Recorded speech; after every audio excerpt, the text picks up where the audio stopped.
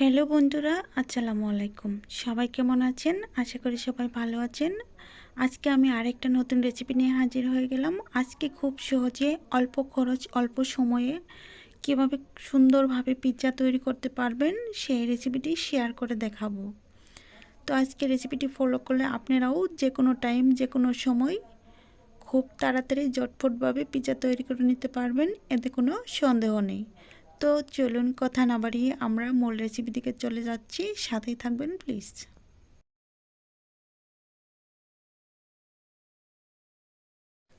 পিৎজাটা ready করার জন্য প্রথমে আমি একটা বোল নিয়েছি আর এখানে নিয়েছি হাফ কাপ ময়দা। এই ময়দাটাকে আমি ভালোভাবে একটা রুটির ডো করে নিব। তার আগে দিয়ে দিচ্ছি হালকা একটু বাটার আর দিয়ে দিচ্ছি লবণটা দিয়ে তারপর আমি এটা হাত দিয়ে ভালোভাবে বাটার আর ময়দাটা ভালোভাবে মিশিয়ে নেব। মিশিয়ে নেওয়া হয়ে গেলে অল্প অল্প পানি দিয়ে একটা ডো তৈরি করে নিব। আমরা স্বাভাবিকভাবে যে রুটি তৈরি করি ঠিক ওরকম একটা ডো তৈরি করে নিব। ডো তৈরি করে নেওয়া হয়ে গেলে এটা আমি 5 মিনিটের জন্য রেস্টে রেখে দিব। রেস্টে রেখে দিয়ে তারপর আমি পিৎজার জন্য ডিমটা ভেঙে নেব। তার আগে আমি একটু বাটার লাগিয়ে নিচ্ছি। আপনারা তেলও লাগাইতে পারেন, এতে সমস্যা না। আমার হাতের কাছে বাটার ছিল, আমি বাটার দিয়ে এটা রেখে দিলাম যাতে শক্ত না হয়ে যায়। তারপর পিৎজা রেডি করার জন্য আমি এখানে নিয়েছি দুটো ডিম। আমি ডিম দুটো ফ্রিজ থেকে আধা ঘন্টা আগে বের করে রেখেছিলাম। তারপর ভেঙে নিচ্ছি। ভেঙে নেওয়ার পর এটা আমি কাঁটা চামচের সাহায্যে ডিমটাকে ফেটিয়ে নিব। তো একটা কাঁটা চামচের সাহায্যে ফেটিয়ে নিচ্ছি। ভালো করে ফেটিয়ে নিয়ে তারপর এখানে অ্যাড করে দিব হালকা একটু লবণ। আমরা ডিমেতে যতটুকু লবণ লাগে ঠিক ততটুকু লবণ দিব, কারণ আমরা ময়দাতে লবণ ইউজ করেছি। তাই হয়ে গেলে আরেকটু নেড়ে চেড়ে এটা আমি সাইড করে রেখে দিচ্ছি। রেখে দিয়ে আমি এই যে ময়দাটা যে রুটিটা গুলে রেখেছিলাম এটা আমি এখন আরেকটু মিশিয়ে নিয়ে একটা রুটি করে নিব।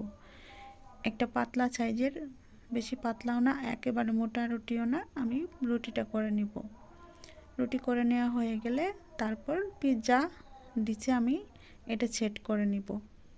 তো রুটিটা করে নেওয়া হয়ে গেছে। এখন আমি একটা পিৎজা টেতে এটা রুটিটা সেট করে নেব। তার আগে এখানে আমি বাটার ব্রাশ করে দিচ্ছি। আপনারা চাইলে তেল অথবা ঘিও দিতে পারেন। আমি একটু বাটারটা বেশি দিচ্ছি, বাটারের ফ্লেভারটা ভালো লাগে, তার জন্য আমি বাটারটা একটু বেশি লাগিয়ে দিচ্ছি। তার আগে বলছি, আমি যে রুটিটা বানিয়ে রেখেছিলাম ওই রুটিটা আমি একটু হালকা চুলায় ছেঁকে নিয়েছি। এতে করে ডিম ওটির উপরে দিলে রুটিটা গলে যাওয়ার কোনো সম্ভাবনা থাকবে না। এই তো দেখতেই পাচ্ছেন আমি কতটুকু শেখেছি, শুধু একটু হালকা ছেঁকে ভাপ দিয়ে নিয়ে এসেছি। তারপরে এখানে দিয়ে দিচ্ছি টমেটো সস। আর আমি এই টমেটো সসটা নিজেই তৈরি করেছি। এইটা আমি এই ভিডিওর ডিসক্রিপশন বক্সে দিয়ে দিব, আপনারা চাইলে ভিডিওটা দেখে নিতে পারেন। আর এই পিৎজার সসগুলো যে রেডি করেছি এটা আপনারা চাইলে 1 বছরের জন্য ঘরে সংরক্ষণ করে রাখতে পারেন। আমি যেই প্রসেসে বানিয়েছি ঠিক যদি আপনারা সেভাবে বানান, একদম বাজারে কেনা সসের চেয়েতেও দ্বিগুণ ভালো হয়েছে এই সসটা। এখন টমেটো সিজন, আপনারা চাইলে বানিয়ে নিতে পারেন।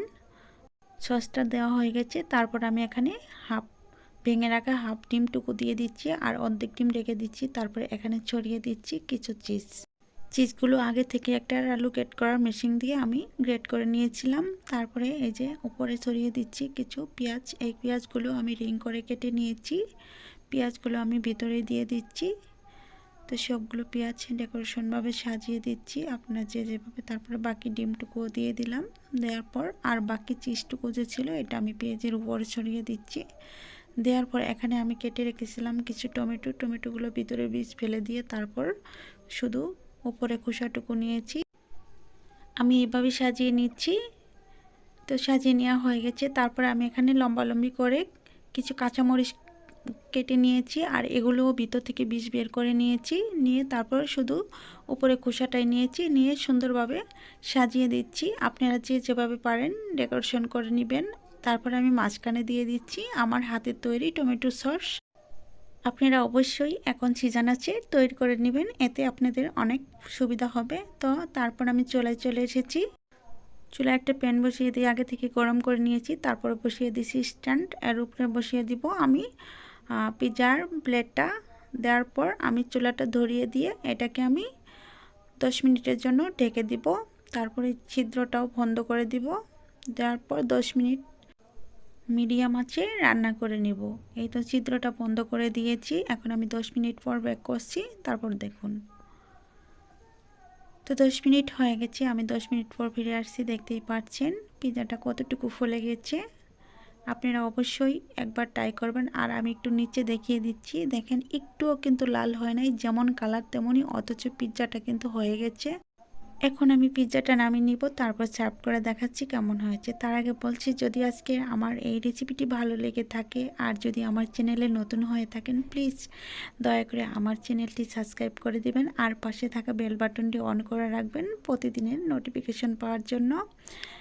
কারণ আপনাদের একটা সাবস্ক্রাইব, লাইক, কমেন্ট আমার কাছে অনেকটা মূল্যবান। দেখতেই পাচ্ছেন কতটা সুন্দর হয়েছে, খেতেও কিন্তু অসম্ভব মজার। অল্প উপকরণ, অল্প সময়, আর খেতে কিন্তু ভীষণ মজার। তো আপনারা মিস করবেন না, প্লিজ বাড়িতে একবার হলেও ট্রাই করে দেখবেন কেমন হয়। তো আমি আবার বলছি, আমার চ্যানেলটি যদি সাবস্ক্রাইব না করে থাকেন, প্লিজ দয়া করে সাবস্ক্রাইব করে দেবেন। এই বলে বিদায় নিচ্ছি। খোদা হাফেজ।